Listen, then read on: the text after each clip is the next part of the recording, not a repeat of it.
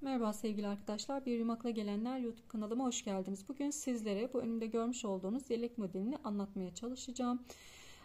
Modelimize şöyle bir göz atalım. Bakın şurada popcorn modeli, fıstık modeli mevcut. Robadan aşağıya gayet şık, güzel bir model oldu. Kenarlarında, böyle kol kenarlarında ve ön kenarlarında, yine etek ucunda kenar oyası yapmak istedim. Böyle bir hareket kazandırmak istedim. Gayet şık, güzel bir model oldu. Modelimin ölçülerini vereyim size. Şöyle beden ölçümüz 27 santimlik bir beden ölçüm var. Şuradan aşağıya da omuz kısmından itibaren de şöyle göstereyim, 31 santimlik bir boy ölçüm var. Yani yeleğim 6-12 aylık olarak hazırlandı. 6 aydan 12 aya kadar giyebilir. Şimdi malzemelerim. Evet, kar topu baby band kullandım. Şöyle kodunu da eğer isterseniz, kodu K1763, 100 gram, 250 metre, anti peeling özelliğe sahiptir. İstediğiniz bebe yünüyle yapabilirsiniz. Toplamda 2 yumaktan biraz fazla ip gitti. Tığım da şöyle yakına alayım. 5 numara 3 milim tığ kullandım. Eğer eliniz sıkıysa 3,5 milim de kullanabilirsiniz. Evet, bu şekilde 3 tane de düğme kullandım arkadaşlar. Şimdi isterseniz yeleğimizin yapımına geçelim. Geçmeden önce küçük bir hatırlatma yapmak isterim. Kanalıma abone değilseniz abone olmayı ve gelecek videolardan anında haberdar olmak için bildirimleri açmayı unutmayın. Hepinize kolay gelsin. Arkadaşlar, modelimizin yapımına başlıyoruz. 64 tane zincir çekerek başladım. Çok sıkı zincirler çekmeyin. Şöyle esnek zincirler çekin. 64 zincirimin üzerine 3 tane daha zincir çekiyorum. 2, 3. Bu kenardaki trabzanımızı belirleyecek. Şimdi dördüncüye bakın. 1, 2, 3, 2, 3 ve dördüncüye bir tane trabzan yapıyorum. Ve böylelikle burada 2 tane trabzanım olmuş oldu. Bakın. Şimdi ön için toplamda 11 tane trabzan yapacağız. Bunların ikisini de sayıyorum. 2, 3, 4, 5, 6,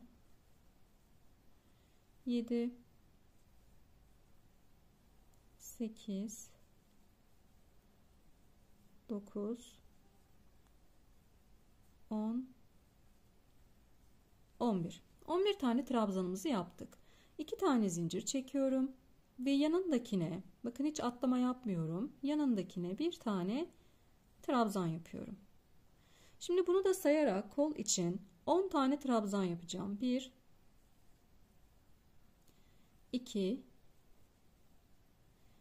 3, 4, 5, 6, 7, 8, 9, 10.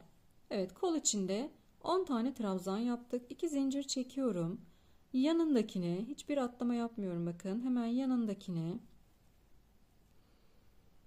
bir tane trabzan yapıyorum. Bununla sayarak arkası için 22 tane trabzan yapacağım. 2,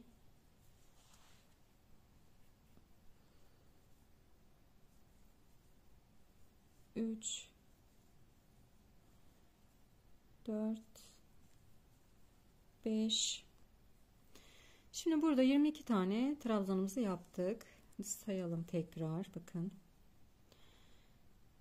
Bu artırma olanı saymıştık. 1, 2, 4, 6, 8, 10, 12, 14, 16, 18, 20 ve 22.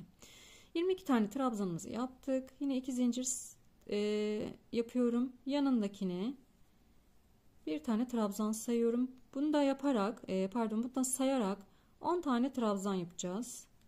2, 3,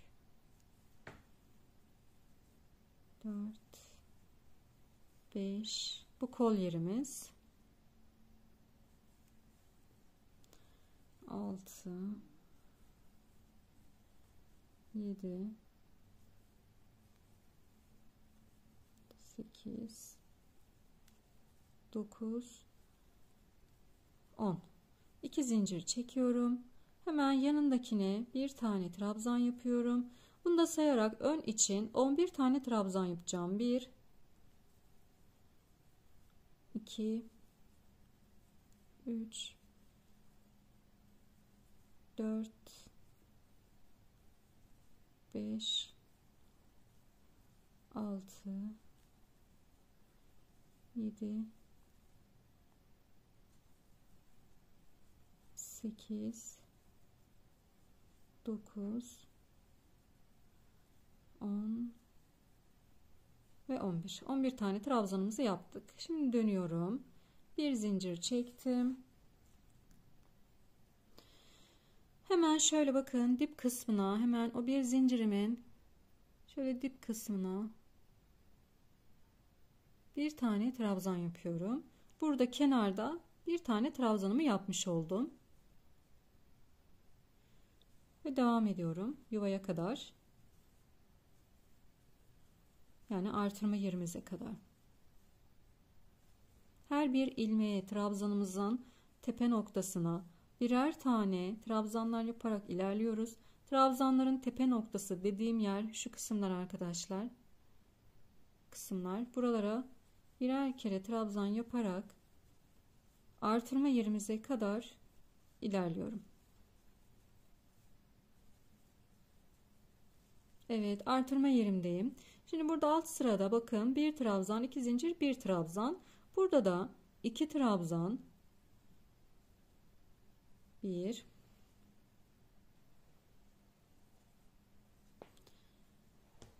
iki trabzan, iki zincir, ipimi doluyorum. Aynı yere tekrar iki tane trabzan yapıyorum. Bir, iki. İpimi doluyorum, devam ediyorum. Bu sırada tüm yuvalara 2 trabzan, 2 zincir ve 2 trabzan yapacağız arkadaşlar.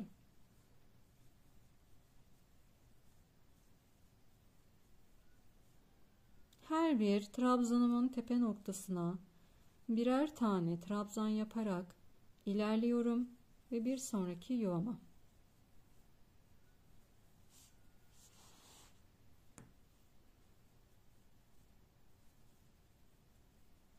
Bakın yuvaya geldik. 2 trabzan yapıyorum. 1 2 2 zincir çekiyorum. Aynı yere tekrar 2 tane trabzanımı yapıyorum.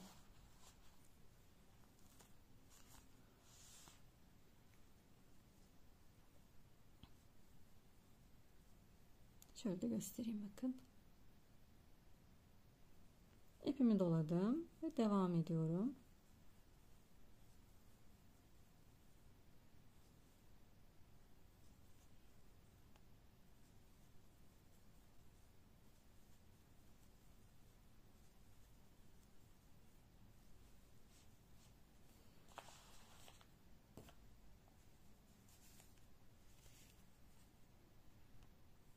Artırma yerime geldim. Burada 2 tane trabzan yapıyorum.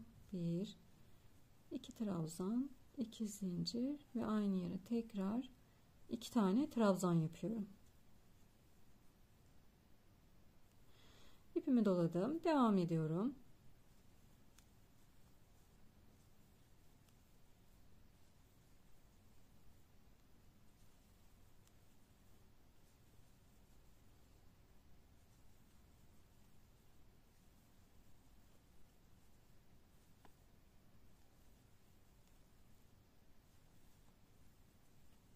Evet, bir sonraki artırma yerimize geldim. Yine bunun içerisine 2 trabzan, 1 2 2 trabzan, 2 zincir ve 2 trabzan yapıyorum.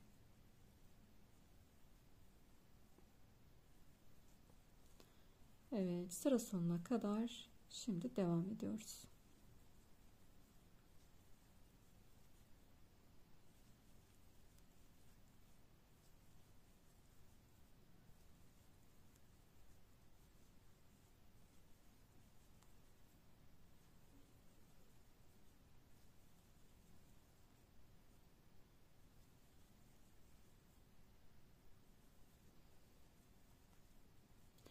Döndürüyorum. Bir zincir çektim. Hemen şöyle dip noktasına, bakın şuraya, dip noktasına bir tane trabzan yapıyorum.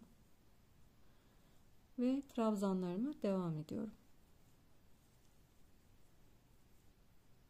Artırma yerine kadar ilerleyeceğim.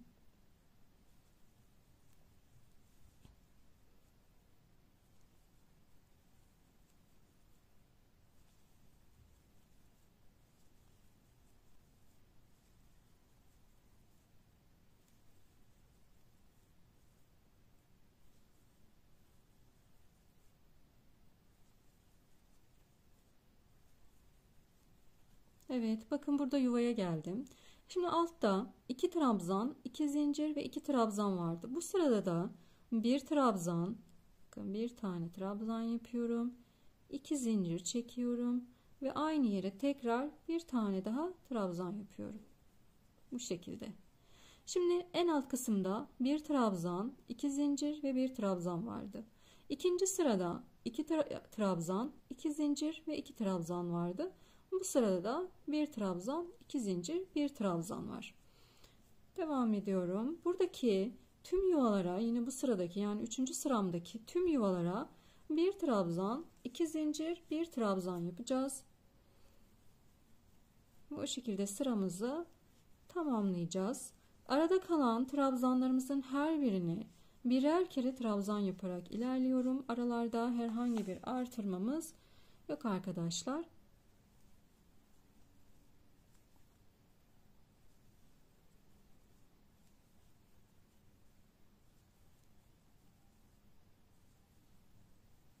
Evet. Şimdi bir trabzan, 2 zincir ve aynı yere tekrar bir tane trabzan yapıyorum. Bir tane, bakın bu şekilde. Ve devam ediyorum. Şimdi şöyle gösterelim tekrar. Bakın buradaki yuvayı bir trabzan, 2 zincir, bir trabzan. Buradaki yuvayı da aynı şekilde yaptık. Buradaki yuvayı da yine bir trabzan, 2 zincir, bir trabzan ve buradaki yuvayı da bir trabzan, 2 zincir, bir trabzan. 4. sıraya geldiğimizde şu ikinci sırada uyguladığımız gibi yapacağız. 2 trabzan, 2 zincir ve 2 trabzan yapacağız bir üst sırada.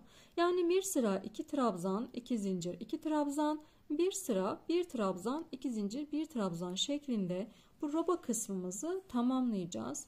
Toplamda kaç sıra yapacağım ve ölçüm ne olacak? Bunu bitirdikten sonra sizlerle paylaşacağım. Sizler de örün, ben de öreyim ve devam edelim. Evet arkadaşlar, ben robamı tamamladım. Şimdi kaç sıra ve kaç santim beden ölçüsünü yaptığımı sizlerle paylaşayım. Şimdi 1, 2, 3, 4, 5, 6, 7, 8, 9 ve 10 sıra roba sıra sayısı. Şöyle arkasını da çevirelim.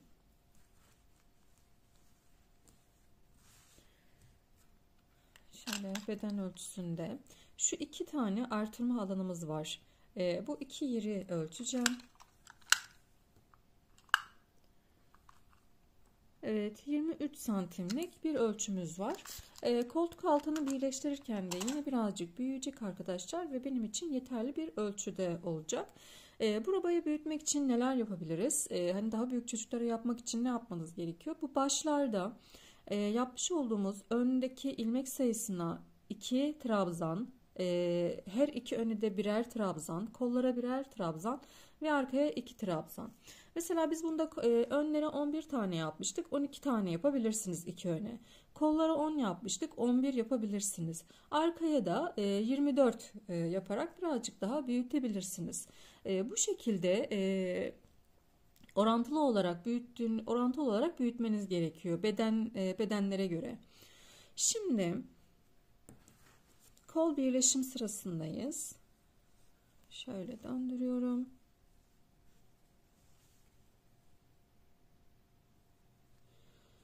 Bir zincir çektim. Hemen dip kasına trabzanımı yapıyorum. Ve kol yerine kadar, yani şuraya kadar örerek geleceğim. Orada birleşim yapacağız. Dediğim gibi birleştirirken böyle zincir çekerek birleştireceğim ve birazcık büyüyecek ölçüm.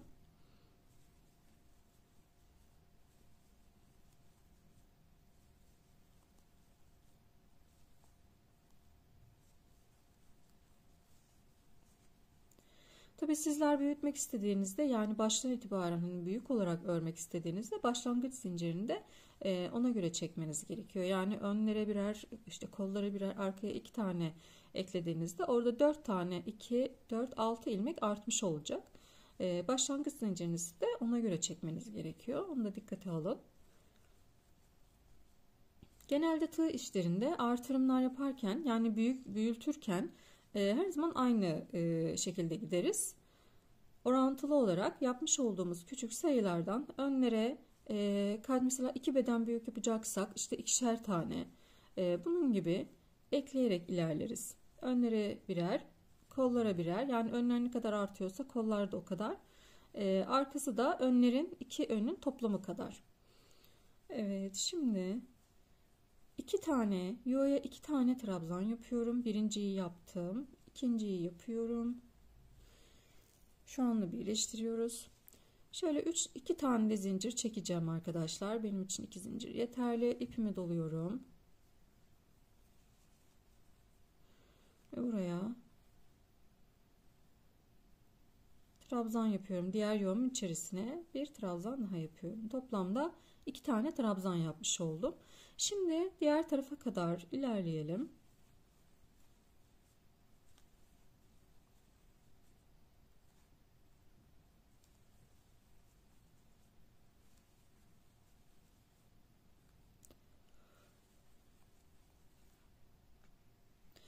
Evet, diğer yuvaya kadar geldim. Bu yuvaya da 2 tane trabzan yapıyorum. 1 2. Şimdi diğer tarafta 2 tane zincir çekmiştik. Yine 2 tane zincir çekiyorum ve bir sonraki artırma yerimizi buluyoruz. Buraya da yine 2 tane trabzanımı yapıyorum.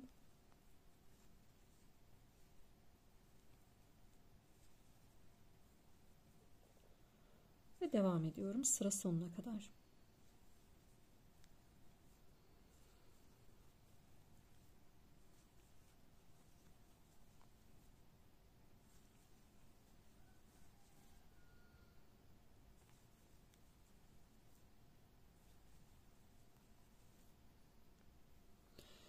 Evet, sıra sonuna kadar geldim. Şimdi döndürüyorum. Bir zincir çektim yine. Dibine trabzanımı yapıyorum. Burada sıraya tamamen trabzan olarak ilerleyeceğiz. Hani herhangi bir artırma eksiltmemiz yok. Koltuk altlarındaki çekilen 2 zincire 2 tane trabzan yapmamız gerekiyor. Yani orada kaç tane zincir çekildiyse ona göre yapılması gerekiyor ama şöyle söyleyeyim, ben hani 2 tane çektim, sizler daha fazla çekebilirsiniz ama ne kadar çekebilirsiniz? İşte 3 zincir çekebilirsiniz, 4 zincir çekebilirsiniz. Daha fazla çekmeyin derim. Çünkü zaten bedenimiz üst taraftan küçük olarak başlandığı için alttan genişlediğinde, yani onu bir büyük bedenlere giydiremezsiniz. Üst tarafı dar olur çünkü. O yüzden çok fazla zincir çekmeyin. Dediğim gibi büyük yapacaksanız üstten büyük başlayarak, yani başlangıçtan büyük başlayarak ilerleyin. Şimdi koltuk altına kadar trabzanlarımla ilerliyorum.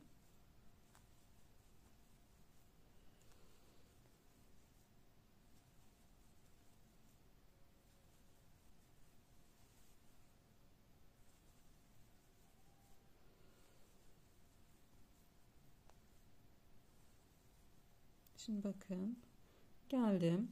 Şimdi buradaki 2 tane zincirim vardı. Bunun üzerine 2 tane trabzan yapıyorum. Bir tanesine, ilkine bir tane yapıyorum.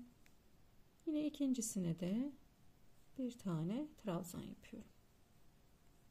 2 tane trabzan yapmış olduk burada. Şimdi yine devam ediyorum.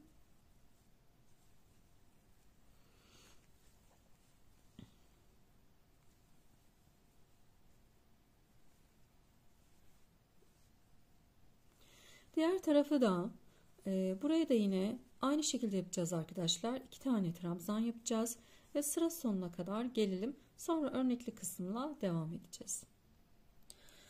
Evet, şimdi kolları birleştirdik. Şimdi bakalım bedenimiz kaç santim olmuş. Şöyle, evet, 20. 6,5-27 gibi, yani 6-9 aylık çocukların rahatlıkla giyebileceği bir ölçümüz oldu. Şimdi bakıyorum, şöyle döndüreceğim arkadaşlar, o şekilde size anlatacağım. Şimdi örgümüzün düzlüğündeyiz. Bu düzlüğünü anlamamız için şu ilk sıradaki trabzan sırasına bakmamız gerekiyor. O şekilde düz mü ters mi olduğunu anlayabiliriz.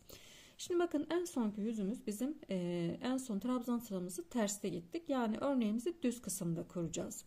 Ama diyelim ki siz robanızı büyütüyorsunuz. Yani baştan büyük olarak başladınız ve roba sayısını, tabii ki büyük olarak başladığınız için roba sayısını da artırmanız gerekiyor.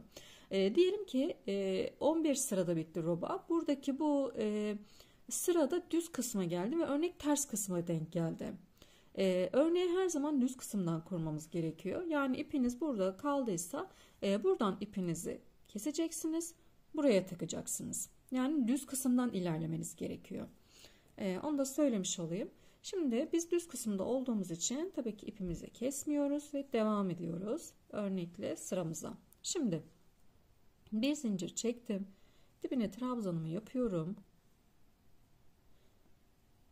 Bir tane zincir çekiyorum. İpimi doladım. Bir tane atlıyorum. İkincinin, bakın ikinci şuraya ilmeğime, şurada buraya ilmeğime atıyorum. Trabzan yapıyorum. Burada 3 tane trabzan yapacağım. 2 ve 3. 3 tane trabzan yaptım. Tığımı çıkardım. İlk başta yapmış olduğumuz şu 3 trabzanın, bakın bundan bahsetmiyorum. Şu 3 tane trabzanın ilk baştakinin şu şekilde ilmeğine tığımı takıyorum dışa doğru. Şöyle görünüyor mu? İnşallah görünüyordur. Daha yakına alalım. Bakın burada 3 tane ilmeğim var. Bunun hemen tepe noktası, yani bakın tepe noktası dediğim yerler şuralar. Şu boşluklardan bahsetmiyorum. Buralardan bahsediyorum. Buradan tığımı takıyorum içeriye doğru. İlmeğimi alıyorum. Küçültüyorum. Ve bu taktığım yerden ilmeğimi çıkarıyorum. Bir tane sabitlemek için zincir çektim. Bir tane de ara için zincir çektim. İpimi doladım. Bir tane atlıyorum. İkinciye trabzan yapıyorum. 1 2 3. 3 tane trabzanımı yaptım. Yine tığımı çıkardım. Bakın 1 2 3. İlk baştakinin şöyle tepe noktasıyla, gözüküyor mu tepe noktamız? Bakın şurası tepe noktası. Tepe noktama tığımı taktım dışa doğru. Buradan ilmeğimi alıyorum. Küçültüyorum. Ve içinden çıkarıyorum. Bir tane sabitlemek için, bir tane de ara için zincir çektim. İpimi doladım. Yanındakini değil, onun yanındakini 3 tane trabzanımızı yapıyoruz. 1 2 ve 3. Yine tığımı çıkarıyorum. İlk baştaki trabzanıma geliyorum. Tığımı arkaya doğru, bakın ilk baştaki trabzanımızın hemen şöyle tepe noktasından, şuradan tığımı arkaya doğru itiyorum. İlmeğimi aldım, küçülttüm ve içinden çıkardım. Bir zincir çektim. Bir tane daha arası için çekiyorum. İpimi doluyorum. Bir tane atladım. İkinciye trabzanımı yapıyorum. 3 tane trabzan yapıyoruz buraya. 3.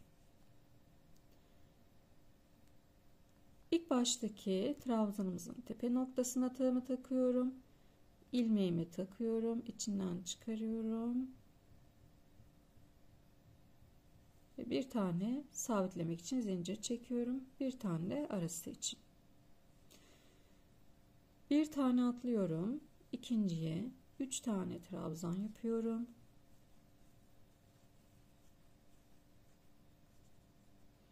1 2 3. Üçüncüye, yani ilk başta yapmış olduğumuz ilk trabzanımızın tepe noktasına tığımı takıyorum dışa doğru. İlmeğimi alıyorum. küçültüyorum ve içinden çıkarıyorum. Bir tane sabitlemek için, bir tane de ara için.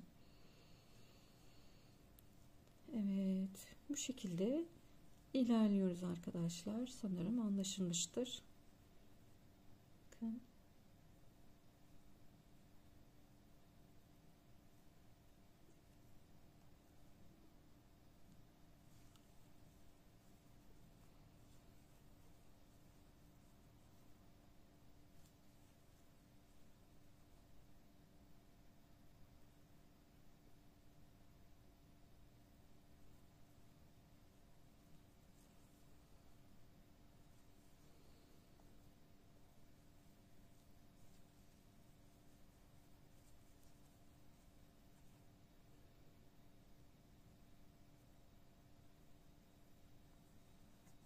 Şimdi bakalım. Bakın böyle bir görüntü oluyor arkadaşlar. Şöyle popcorn, fıstık, artık hangisini söylerseniz her ikisi de olur.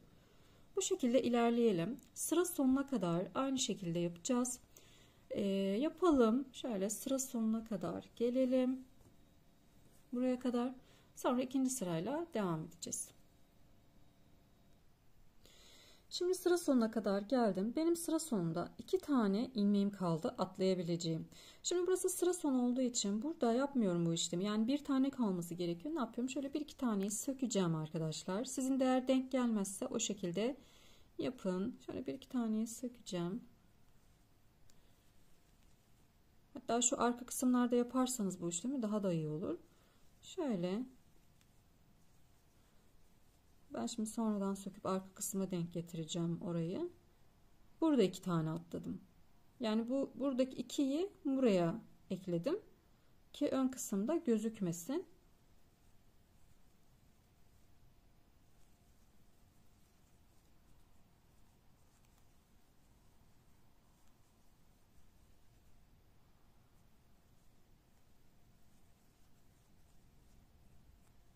Evet, zaten hiç belli bile olmadı. Bakın burada popcorn yaptığımız için. O şekilde 2 tane kalırsa sökün, geriye gidin. Oralarda bir yere 2 tane atlayarak yapın arkadaşlar. Şimdi burada bir zincir çekiyorum. Sadece sabitleme zincirini çekiyorum ve birleşimimizi yapıyoruz. Başta ve sonda birer tane zincir çekeceğiz. Şimdi döndürüyorum. Bir zincir çektim. Şimdi bu sırada sık iğne olarak ilerleyeceğiz.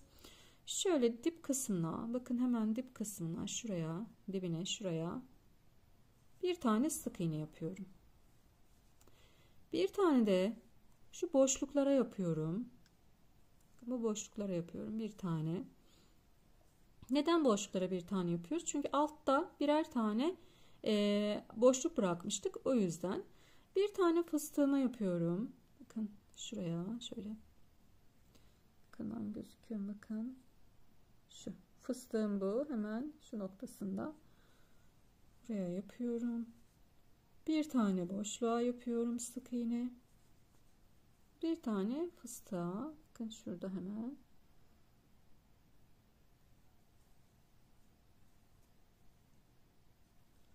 Buraya bir tane boşluğa. Bir tane fıstığa.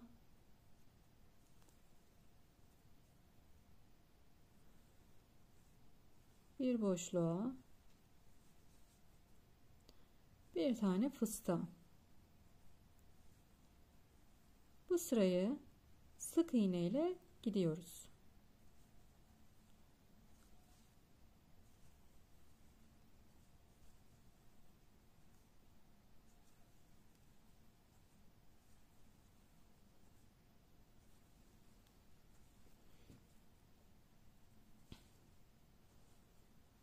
Bir tane boşluktan, bir tane de fıstıktan sık iğne alıyorum ve devam ediyorum.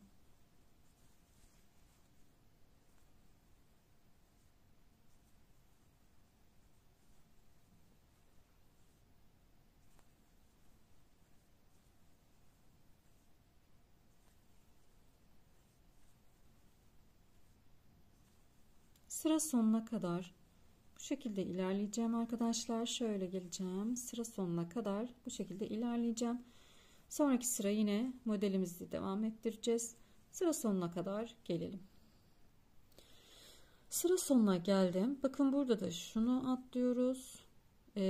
Boşluğa, yani şuradaki boşluğu unutmayın. Buraya bir tane sık iğne ve bir tane de buraya sık iğne. Şimdi şuralarda 2 tane atladığımız yer vardı. Oraya 2 tane sık iğne yapmayın. Bir tane sık iğne yapın ki denk düşsün modelimiz. Evet, şimdi bir zincir çekiyorum. İpimi doluyorum. Hemen şu dip kısmına, bakın şuraya bir tane sık trabzan yapıyorum.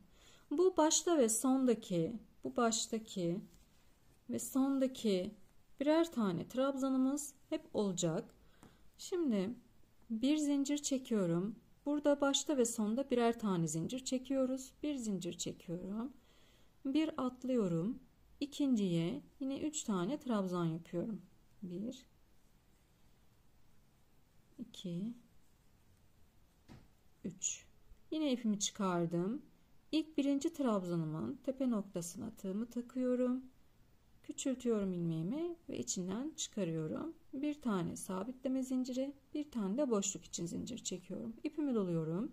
Yine bir tane atlıyorum. İkinciye trabzan yapıyorum.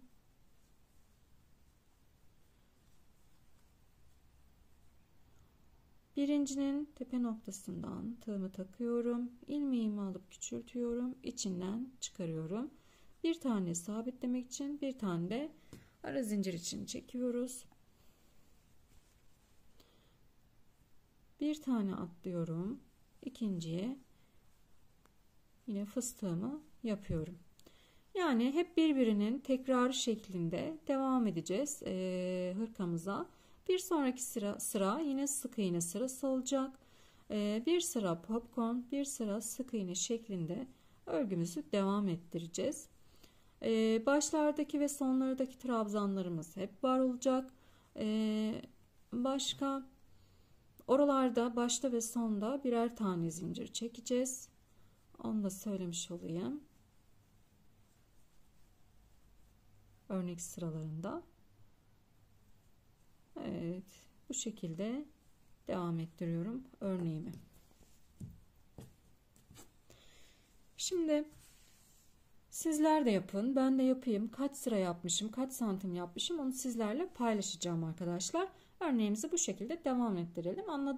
Anlaşıldığını düşünüyorum. Sık iğne sırası da yine hani anlamazsanız azıcık geri alırsınız ipliği ve buradan devam edersiniz. Ama zor bir yanı yok. Şimdi hep birlikte yapalım.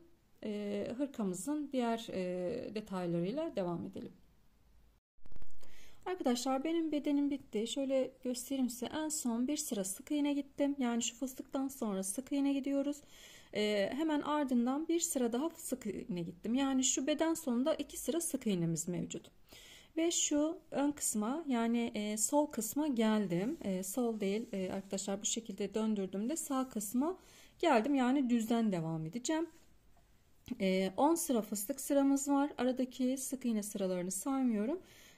Bitişte de 2 sıra sık iğnemiz var. Toplamda boy ölçümüz omuzdan itibaren şöyle göstereyim.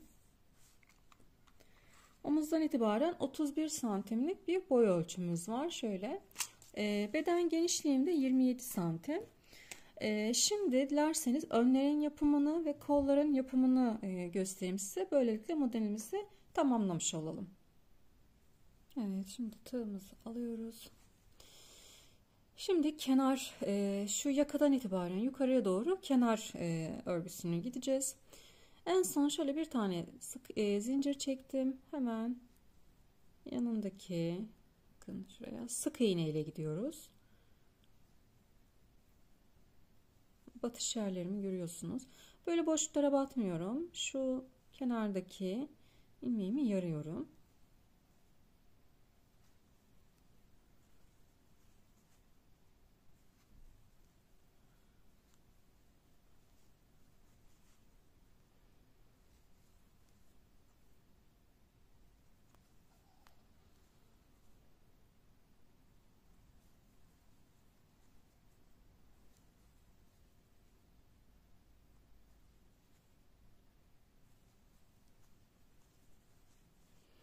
Bu şekilde her birini birer kere sık iğne yaparak ilerliyorum arkadaşlar. Bakın aynı yere 2 kere yapmayın, marullanma olmasın.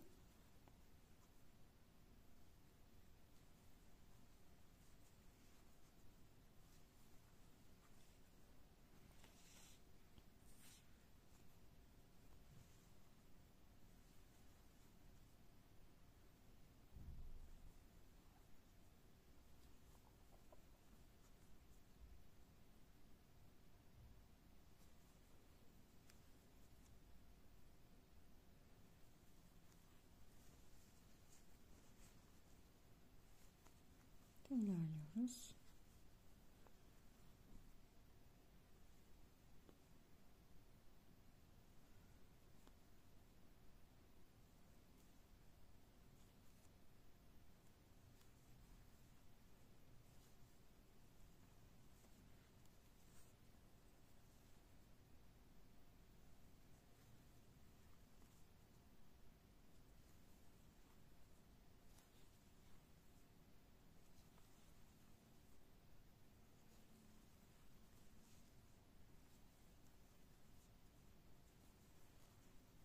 Bakın. Evet, yakaya kadar öre öre geliyorum.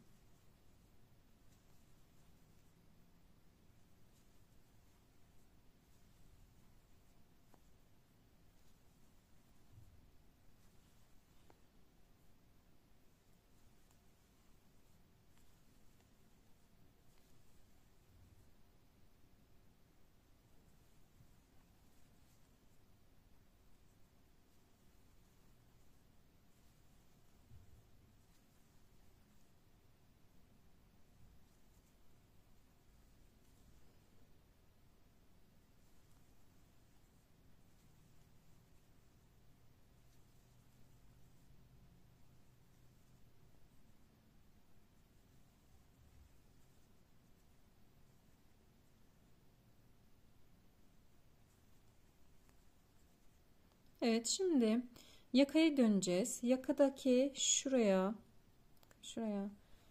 bir tane sık iğne yapıyorum. Bir de dönüşümü sağlamak için sık iğne yapıyorum buraya ve devam ediyorum. Şöyle bakın, şu boşluklardan burada alıyoruz yaka kısmında sık iğnelerimizi. Şurada şu boşluklardan alıyoruz.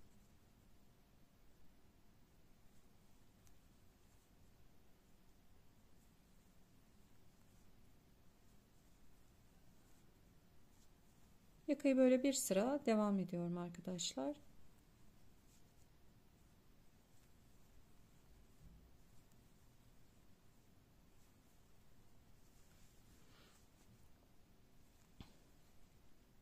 Evet. Şimdi yakamızı şu kısma kadar, diğer uca kadar çalışalım. Evet. Geldik yakanın sonuna. Şimdi burada ilmeğime, bakın ilmeğime bir tane sık iğne yapıyorum. Bir tane de dönüşüm için yapıyorum. Kenar kısma dönüşüm için yapıyorum.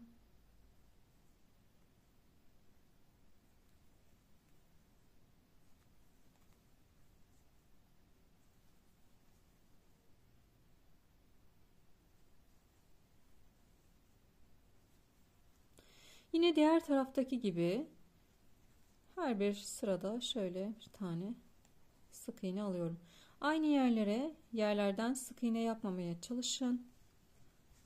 Marullanma olmasın. İliğimizi diğer tarafta açacağız.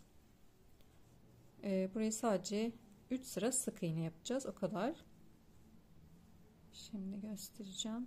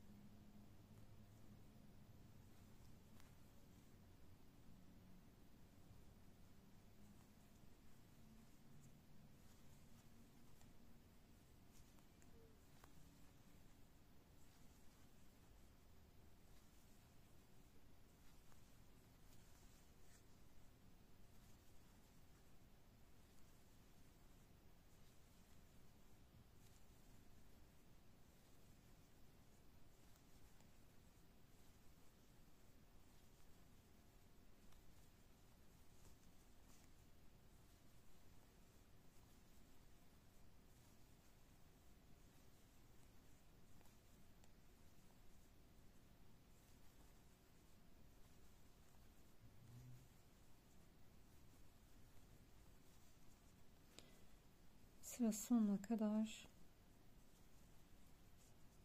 geldim.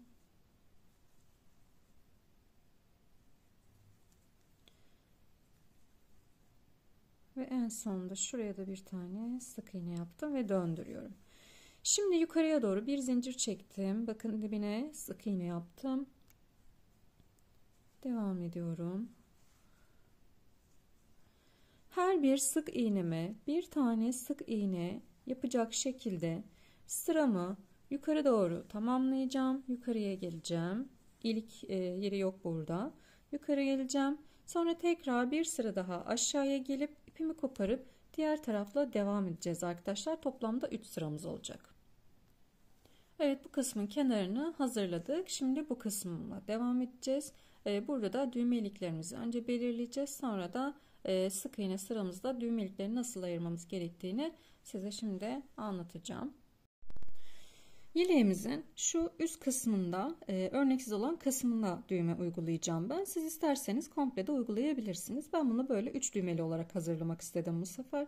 Şimdi öncelikle şu en başa bir tane, şuraya bakın, bir tane işaret takıyorum. Bir tane de şuraya takıyorum. Pardon, şu tarafa takıyorum.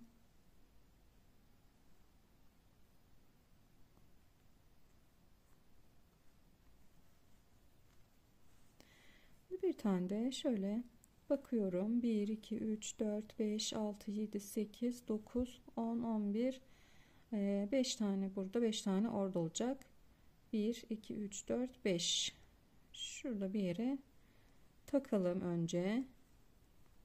Şimdi arasındaki ilmeklerimizi sayacağız. Bakın bu burada. Bu takılı olanı saymıyorum. 1, 2, 3, 4, 5, 6, 7, 8 tane, yanılmıyorsam şöyle bir daha sayayım. 1, 2, 3, 4, 5, 6, 7, 8, 9 tane. Burada takılı olanı saymıyorum. 1, 2, 3, 4, 5, 6, 7, 8. Şunu da şöyle indirelim şuraya. 9. Evet. Böylelikle eşitliğimizi de sağlamış olduk burada bu sırada. Şimdi ilik yerlerimizi yapalım. İpimizi bu baştan takıyoruz.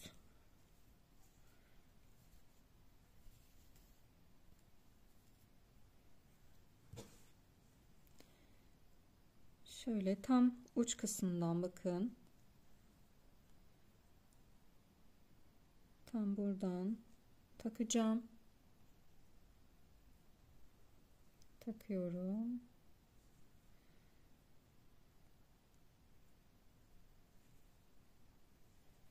Sabitledim. Evet. Şimdi burada yanındakine sık iğne yapıyorum.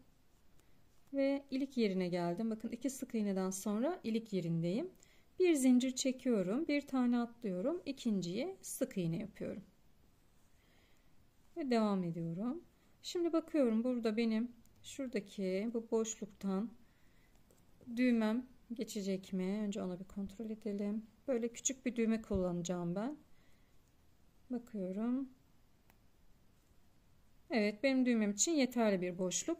Eğer sizin düğmeleriniz ince değil, daha kalın, daha büyük düğmelerse, mesela şöyle göstereyim. Elimde var mı? Evet, mesela bu şekilde düğmeleriniz. Bu şekilde ise bu düğmeler buradan geçmeyecektir arkadaşlar. Bunun için 2 tane zincir çekin. Bir atlayın. O şekilde devam edebilirsiniz. 2 atlayın veya o şekilde devam edebilirsiniz. Mesela şu düğmeler de yine aynı şekilde daha büyük. Yani bu şekilde düğmeniz olduğunda hemen hemen aynı. Bu şekilde düğmeniz olduğunda daha fazla zincir çekin. Yani 2 tane çekin, bir tane atlayın veya 2 tane atlayın. Düğmenizi buraya deneyin. Düğmeniz oluyorsa tamamdır iliğiniz. Şimdi devam ediyorum yine.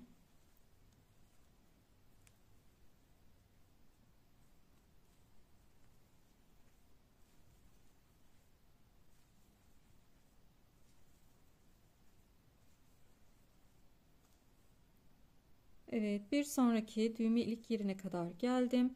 Yine bir tane zincir çekiyorum. Bunu atlıyorum. İkinciye bağlıyorum. Sık iğne olarak.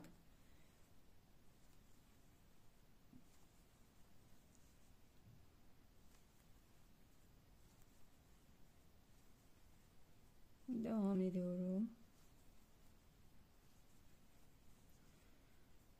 Ve burada bakın yine iliğim var. Bir zincir çektim. Boşluk bırakıyorum. İkinciye bağladım. Buradan aşağıya düğmem yok. Devam ediyorum. Şimdi hiç düğme iliği açmadan. Zaten sık iğnemiz vardı. Her bir sık iğne sırasına birer tane sık iğne yaparak ilerliyorum.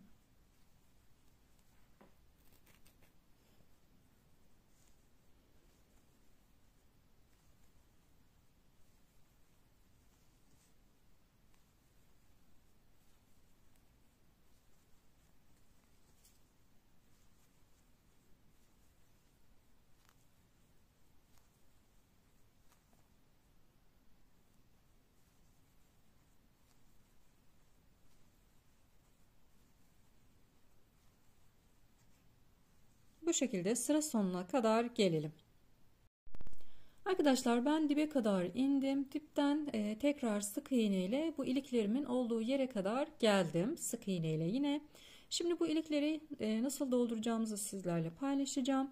Öncelikle bakın hemen yapıyorum bir tane. Daha sonrasında bu boşluğun içerisine bir tane atlamıştık. Bu boşluğun içerisine bir tane sık iğne yapıyorum. Devam ediyorum.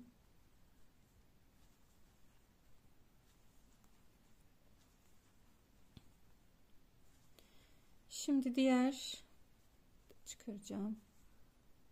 Diğer boşluğa kadar, ilik yerine kadar geliyorum arkadaşlar.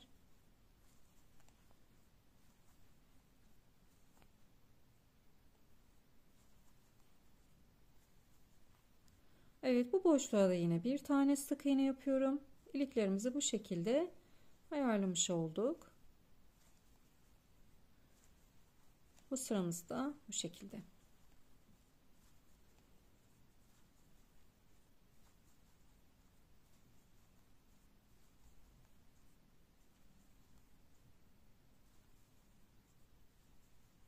Buraya da yine bir tane sık iğne yapıyorum. Burada iki tane sık iğnem vardı. Bunu da yaptım. Evet, bu şekilde sıramızı tamamladık ve ipimizi kesiyoruz.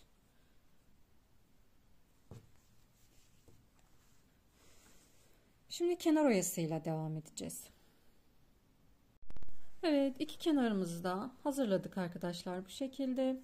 Şimdi kenar oyasıyla devam edeceğiz. Bu sol taraftan ipimizi takacağız. Şu en baştan, bakın köşeden en baştan ipimi takıyorum.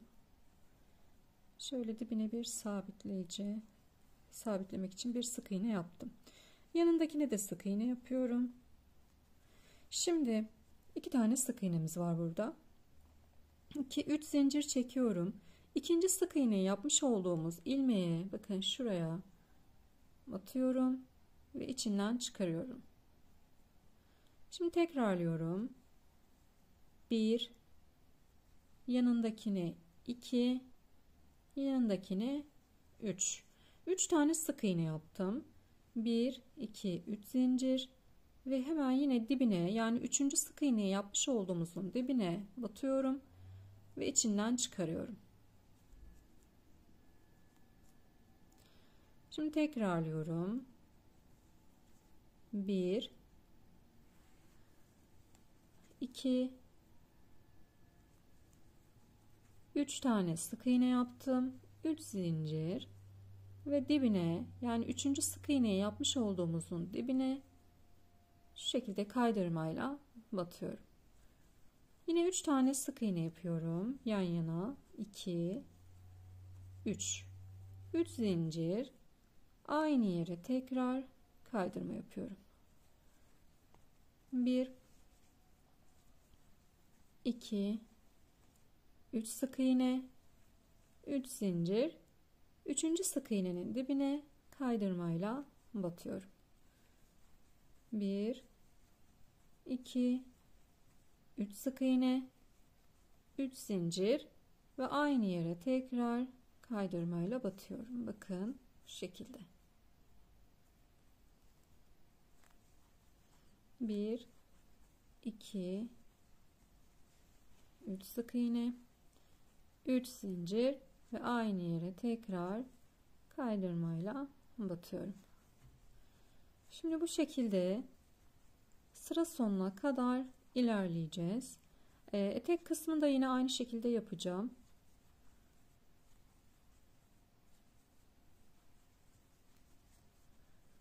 Bir, iki, üç zincir, aynı yere tekrar kaydırmayla batıyorum. Bakın 3 zincir batıyorum. Sık iğne yapmıyorum burada. Direkt içinden çıkarıyorum kaydırmayla.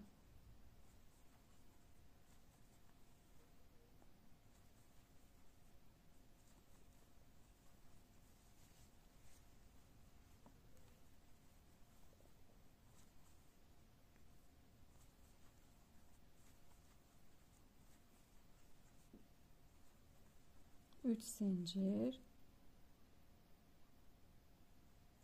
Hemen dibine kaydırmayla batıyorum. 1 2 3 zincir, dibine kaydırmayla batıyorum.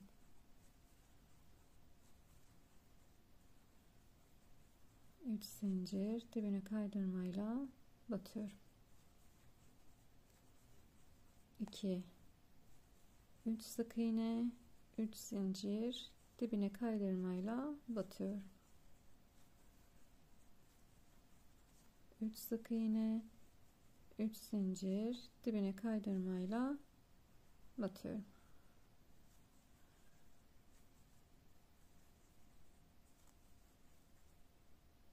Üç zincir, 1 2 3, dibine kaydırmayla battım. Buraya bir tane, dönüşümü sağlamak için bir tane daha yapıyorum ve yanındakine yine bir tane yapıyorum. 1 2 3 zincir, aynı yere kaydırmayla batıyorum.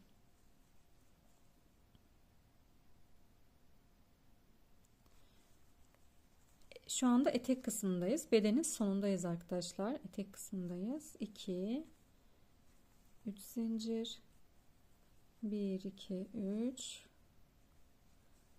kaydırmayla batıyorum. Şöyle göstereyim, bakın. Şu kısmı şöyle göstereyim şimdi size. Duruşunu görün. Evet, bu şekilde.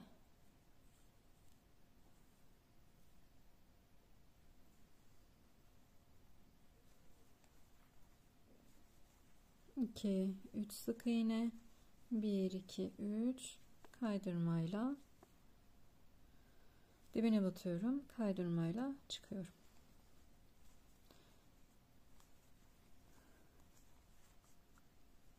Bir iki üç zincir, dibine batıyorum, kaydırmayla çıkıyorum. Evet, şimdi etek kısmımızı bu şekilde ilerleyeceğiz.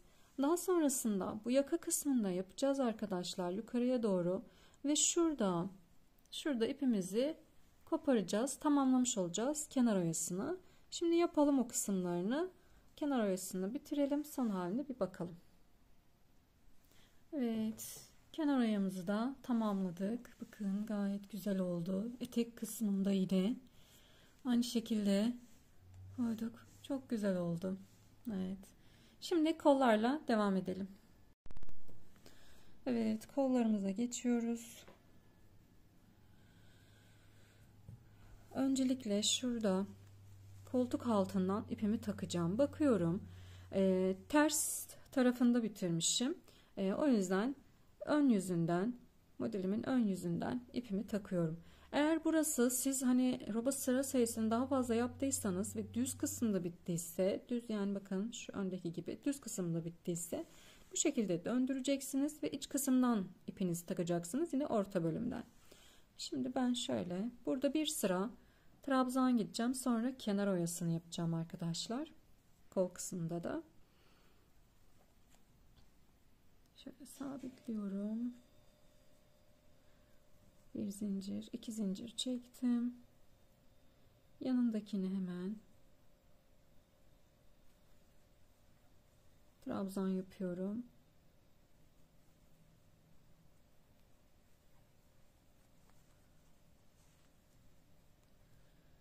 Şurada bir tane eksiltme yapacağım. Bakın buraya batıyorum. İçinden çıkardım. 2 tane kaldı. Bir tane de şu ilmeğe batıyorum. İçinden çıkardım. 3 tane kaldı. Şimdi tek seferde topladım. Bir tane de bitişte aynı şekilde eksiltmemiz olacak. Buralarda eksiltme yok. Şöyle gidiyorum.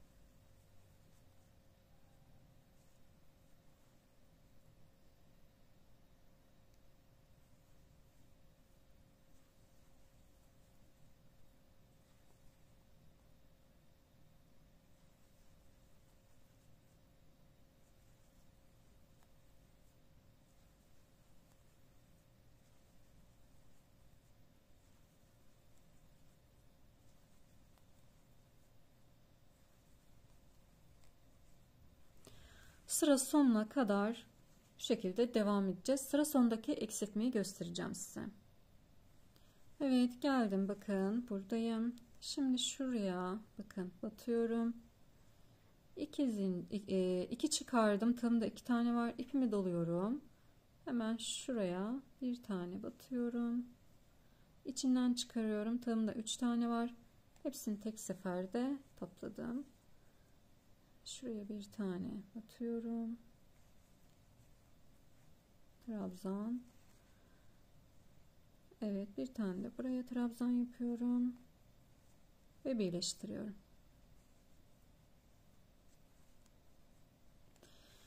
Şimdi kenar oyasına gideceğiz. Bir sıra benim için yeterli. Buraya gitmek kol kısmına. Şimdi kenar oyasına gidelim. Şöyle bir tane zincir çektim. Dibine sık iğne yaptım. Yanındakine geldim. Sık iğne yaptım. 3 tane zincir çekiyorum ve dibine yine batıyorum. Şimdi 3 tane sık iğne yapıyorum yan yana. 1 2 3 1 2 3 zincir, dibine batıyorum, içinden çıkarıyorum. 1 2 3 sık iğne, 1 2 3 zincir, dibine batıyorum, içinden çıkarıyorum. 1 2 3 sık iğne, 1 2 3 zincir, dibine batıyorum, içinden çıkarıyorum. 1 2 3 zincir, 1 2 3 zincir çekiyorum, dibine batıyorum, içinden çıkarıyorum. Evet, burada da yine aynı şekilde kenar oyamızı uyguluyoruz. 3 sık iğne, 3 zincir, dibine kaydırma. 2 3 3 zincir, dibine batıyorum ve kaydırma yapıyorum.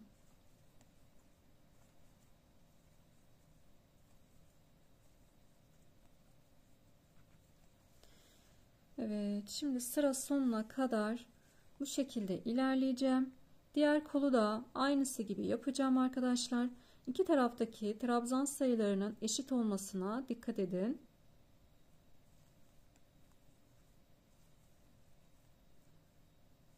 İki kolu da tamamlayalım. Son haliyle gelelim. Evet, kolları da tamamladık. Şöyle ipimi alayım şuradan. Kolları tamamladık. Bakın bu şekilde bedenimizi tamamladık ve böylelikle yeleğimizi tamamlamış olduk. Bir videomuzun daha sonuna gelmiş olduk. Bu yeleğin hırkasını da yayınlayacağım arkadaşlar. Böyle yakalı olarak paylaşacağım. Onu da izlemenizi tavsiye ederim. Bu videonun altına yayınladığımda linkini eklerim. Buraya kadar inşallah kolaylıkla yapabilmişsinizdir. Çok keyifli bir model. Ben çok keyif alarak gördüm ve sonucu gerçekten muhteşem oldu. Ben çok beğendim. Bir videomuzu daha böylelikle sonlandırmış olduk. Yapan herkesin ellerine sağlık. Hepinize sağlıklı günler dilerim.